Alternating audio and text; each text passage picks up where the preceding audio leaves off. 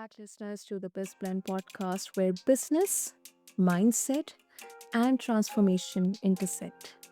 I'm your host, Sana, as always, and listeners, today's conversation is for anyone navigating through those messy middle moments in life.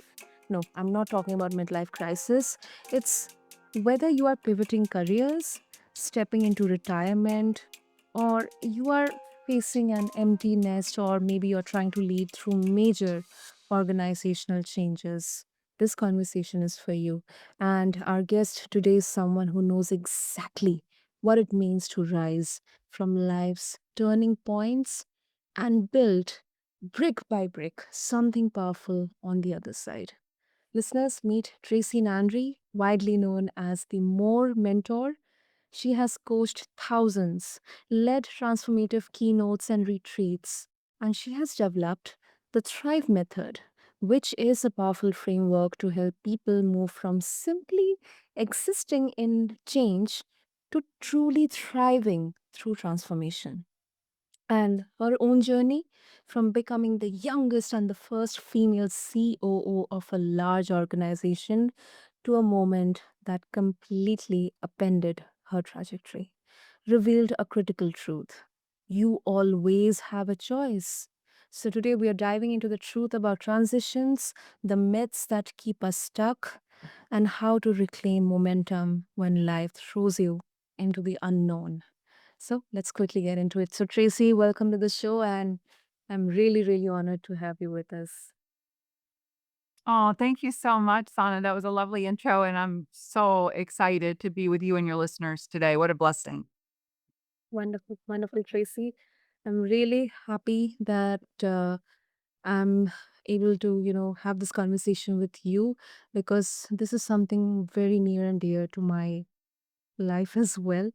So, Tracy, you say most people settled for existing in change instead of thriving in transformation. What exactly is the difference here? What exactly does it mean? And how can someone recognize which one they are in? Yeah, so Sana, I think it all starts with first, I think a hard truth for most of us and probably most of the people listening, and that is that we have a major addiction, and it is an addiction to our to-do list. We are so addicted in our day-to-day to-dos, that even when we're going after big, like level 3 type goals, goals we've never achieved before, or we're stuck in a change, a transition. Maybe we chose, maybe we didn't choose. We're so focused on putting the items down we need to do that we forget to step back and take a moment and think about who we need to be. So if we could step out of that to-do list for just a minute and step into the to-be list, I believe that is at the heart of where true transformation and the ability to move from surviving to thriving lies. Wow, that's really a good one. From to do to be list. Wow, I'm gonna take that. Great. Hey, Tracy. Um, okay, and this is interesting. You developed the Thrive method after a life-altering moment, just after, sorry, before becoming CEO. If you can share that moment with all of us, if it's okay with you, and also, what kind of learnings you got from that, life-altering moment, and how it led to you developing the Thrive method. Yeah, it's a great question. Sometimes two things exist at the same moment, a really positive time and a really trying time. And that was happening for me in 2010 when I was heading out the door. It was early in the morning in Virginia Beach, Virginia, cold January day, believe it or not, in the South. And I was heading out the door early to begin my official role and position as the youngest and first female chief operating officer, overseeing 18 locations in an international and online division. And I had such a sense of pride, such a sense of accomplishment. My two young children were asleep upstairs and my husband, and there was such peace. And in that same moment, I would quickly learn that, my husband was having an affair. And so over the next several weeks, as divorce became inevitable, I knew I had a choice to make.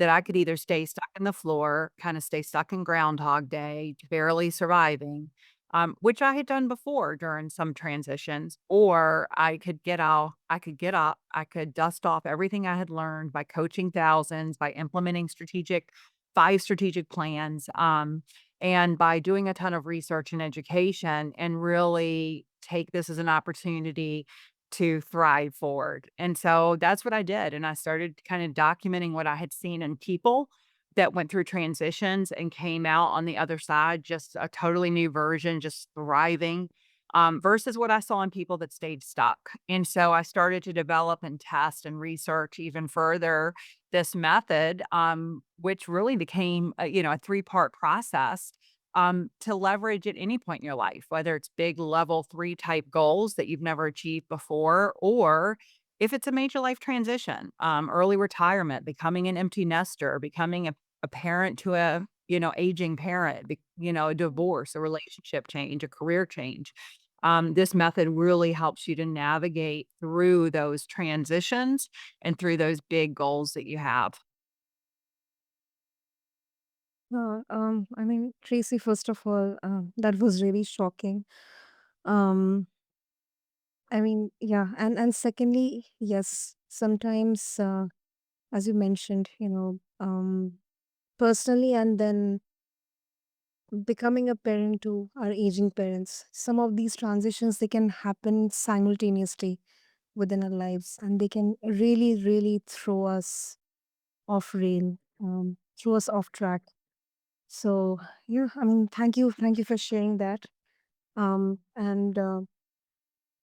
I really imagine, not imagine exactly. In fact in that place as well, that we as women we often feel that pressure to keep it all together through personal and professional change, because any form of self-expression or a burst out, or it kind of is stereotyped that you have gone crazy, that lady has gone crazy. We get to hear that.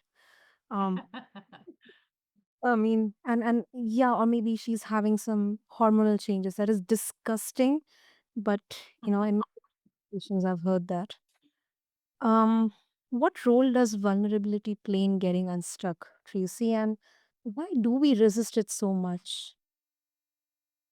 I think we have so many myths that we grew up believing, and they vary a little bit by person. The myth that we're supposed to be emotionally strong and handle everything and just keep going through the motions and have to-do lists that are pages long and be able to put on a happy face and look the part. I think is certainly one. I had a big myth that, the only way to have a family that was happy and thriving was to have a mom and a dad that lived together in a traditional marriage. We have a lot of myths around what age you should retire or what menopause should look like. We have a lot of myths that we have just accepted. And I think when we take the power back and start challenging those and what it means for us, it's not law. And so, our ability to say, what does this look like for me? What does the other side of what does menopause look for me? My body's changing, my hormones are changing, but also I'm maturing, right? And so what does it look like for me? And then I think implementing and developing practices and surrounding ourselves with people that give us the space to be vulnerable, to feel our feelings, to have time to meditate and reflect and have time to visualize what the next, version, the best version of us, the best version of our life looks like and how we get there. And with that excitement and that vision, I think everything else falls into place. Hmm. Yeah, that really resonates deeply, Tracy.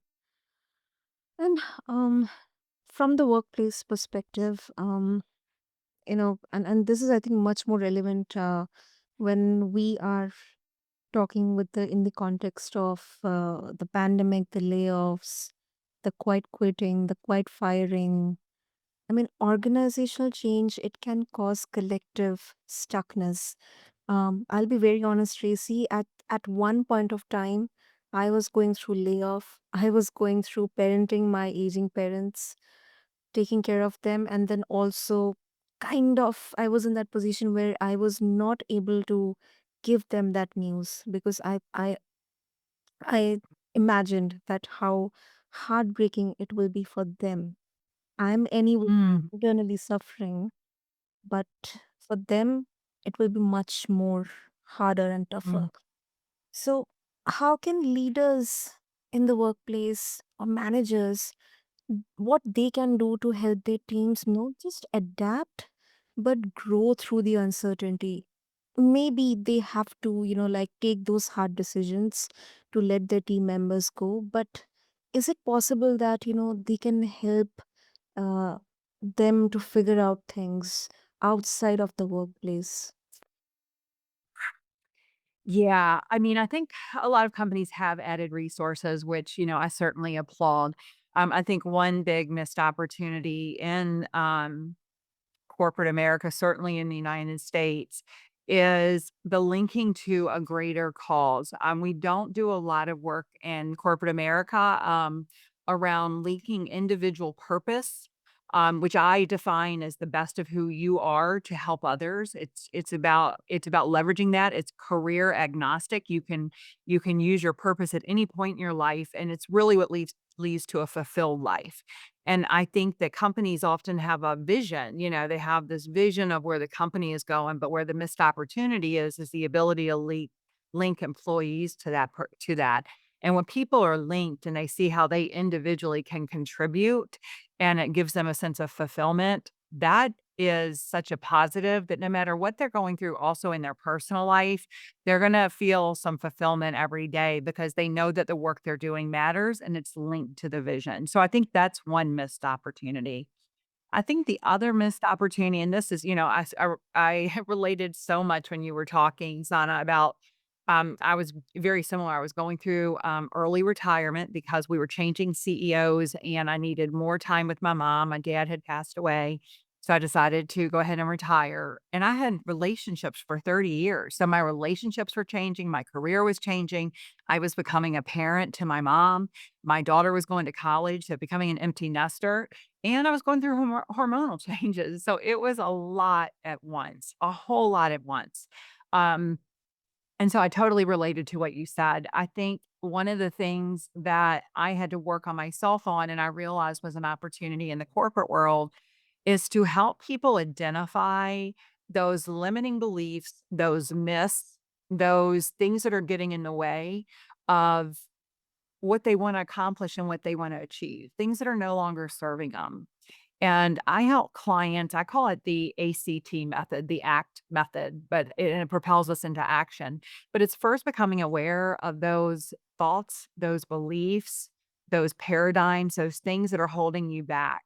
And oftentimes you'll find those in things you're procrastinating that you know you should be doing, the things you're putting off that you know you want to do, the things you're making excuses for or complaining about. A lot of times, those reoccurrences will tell you about something that is limiting your mindset, there's a belief there that is no longer serving you. And once those are identified, now you can go to the C, which is you can challenge it.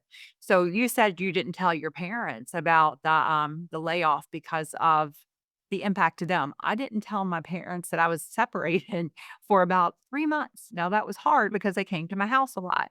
But I had this belief that it was gonna hurt them so much, and I didn't wanna bring any concern or worry to them. So I had to challenge, was that belief true? I had to consider what else might be true. So that's really the kind of the C, piece of things. And then once I challenged it and thought about what else might be true, now I could turn it over and I could turn it into a different belief, the opposite belief that would serve me. And for me, that was that families that thrive are because of values, they're because of love, they're because of time together. They have nothing to do with an organizational structure of a mom and a dad that live in the same household. And so I think corporations can use simple methods like that to work with their employees to help them get to a place where their beliefs and their mindset are serving them, not limiting them. True, true. It's inspiring, Tracy. And before we wrap up, since you have coached thousands of women, what's the one mindset shift, or maybe more than one, that you wish every person facing a major life change could internalize today? Um, I think the very first thing is to rip up that to-do list for a moment Yeah. and think about it being a year from now. Think about, it's this time next year and the best possible outcomes have occurred. And write a letter to yourself describing that in great detail. Who are you with? What have you accomplished? What does life look like? What big hurdles did you overcome? What are you enjoying right this minute? What are you celebrating? Who are you with? Get really specific and really detailed and give yourself freedom to explore what that looks like. Because with that ultimate target, with that actual destination in mind, now we can get to work on the to do. We can get to work on how you're going to do it, what resources you need, and we can begin to implement. And then I would bookend that, which is the V and the E of the Thrive method, by what beliefs do I need to adapt and which ones do I need to overcome to accomplish that? And then E, how do I embody it right now as if that life is already mine? Because it is. It is already yours. It's just stepping into it. And so I think when we realize the power that we hold in our mind, I also coach people in thoughts are results. When we understand the power of our mental faculties, imagination, will, reasoning, memory, perception. When we understand the power of those to change and overcome those limiting beliefs and create the next version, how powerful that is, and how much, the power we had the power all along, right? Dorothy, Wizard of Oz. Mhm. We do. And so I think when they can step into that and they can give themselves a little freedom to dream for a second before they go into action mode, everything else changes. That's bold. That's bold, Tracy. Wow, great. And if our listeners would like to connect with you and get, to explore more about your Thrive method and, share their thoughts with you, what's the best way to do that? Oh, I would love that so much, and I love hearing from my viewers. I love hearing their feedback. I love hearing the challenges they're going through and helping them through that is just certainly my calling. So they can connect with me on any social media channel, Instagram, TikTok, Facebook. The More Mentor, the THE, More MORE, and then Mentor MENTOR. They can connect with me there. They can send me a message. I host a lot of webinars. I've been working with a group lately on how to thrive in weight loss. I was able to put the method to test and lose 80 pounds. And so after a lifelong 50-year challenge, to be honest. So right now I've been helping a lot of people with that, as well as career changes and just big life relationship transitions, whether it's with parents, spouses, or friendships. Friendships evolve over time. So I would love to help others through it. I'd love to hear their stories. It's just so powerful when we come together as a collective group. Wonderful, wonderful, Tracy. And I'll make sure to have all the links in the show notes. And thank you so much, Tracy. This was indeed such an inspiring episode for me. Thank you so much. Oh, thank you. Thank you for sharing your beautiful audience with me and allowing me to spend just a few minutes with them and perhaps touch somebody that needed to hear the message. Absolutely, absolutely. And to all the listeners out there, thank you so much for tuning into BizBlend. And if today's episode sparked something in you, I guess this is what I have to say. Transitions, they don't define you. What you do with them, it does. Until next time, Keep blending purpose with progress and keep tuning into BizBlend. This is your host, Sana, signing off. Thank you.